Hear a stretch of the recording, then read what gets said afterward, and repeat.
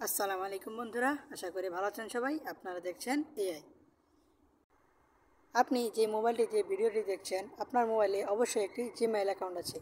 আর আপনি ফোন চালানোর সময় বিভিন্ন অ্যাপস কিংবা ওয়েবসাইটে আপনার জিমেইলটি লগ ইন করেছিলেন। এখন আপনি জানেন না আপনার জিমেইলটি কোথায় কোথায় লগ ইন আছে বা সাইন আপ করা আছে। আপনি যদি সেটা জানতে চান কোথায় কোথায় আপনার জিমেইলটি সাইন আপ বা লগ ইন করা আছে এবং বিভিন্ন সাইট থেকে আপনার অবাঞ্ছিত অ্যাকাউন্টগুলো ডিলিট করতে চান, তাহলে ভিডিওটি আপনার জন্য। তো চলুন ভিডিওটি শুরু করা যাক।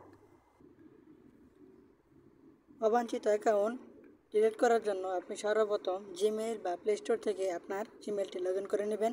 এখানে ম্যানেজ ইউর গুগল অ্যাকাউন্ট এটাতে ক্লিক করবেন। আপনার সামনে এরকম একটা দৃশ্য চলে আসবে। এখানে দেখতে পাচ্ছেন আপনি home, personal info, data and privacy, security, people and sharing, payments and subscription. আপনি সিকিউরিটিতে ক্লিক করবেন। ইউর অ্যাকাউন্ট ইজ প্রোটেক্টেড দেখাচ্ছে। আপনি সিকিউরিটিতে ক্লিক করার পর একটু নিচে স্ক্রল করে আসবেন।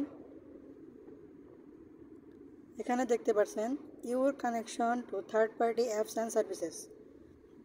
এখানে দেখাচ্ছে আপনার জিমেইলটি কোন থার্ড পার্টি অ্যাপস এবং সার্ভিসের সাথে যুক্ত আছে সেটা এখানে দেখাচ্ছে।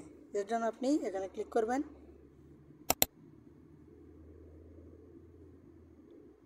আপনারা দেখতে পাচ্ছেন আমার এখানে টোটাল 4টা অ্যাপস এবং সার্ভিসের সাথে জিমেইলটি যুক্ত আছে: Daraz, DeepSeek, Instagram, WhatsApp Messenger.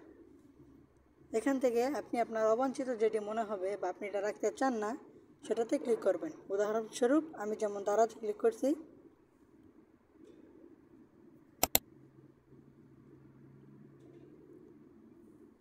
ধরুন আমি দারাজের অ্যাকাউন্টটি এখন রাখবো না, আমি এটা ডিলিট করে দেবো। এখানে দেখতে পাচ্ছেন delete all connection you have with Daraz online shopping app, এটাতে ক্লিক করবেন। এটা শুধু দারাজ নয়, আপনি যে অ্যাপসটাতে ক্লিক করবেন সেটাই দেখাবে এবং এই জায়গায় ক্লিক করলে সেই অ্যাপস বা ওয়েবসাইট থেকে আপনার জিমেইলটি ডিলিট হয়ে যাবে। আশা করি ভিডিওটি ভালো লেগেছে এবং আপনারা বুঝতে পেরেছেন।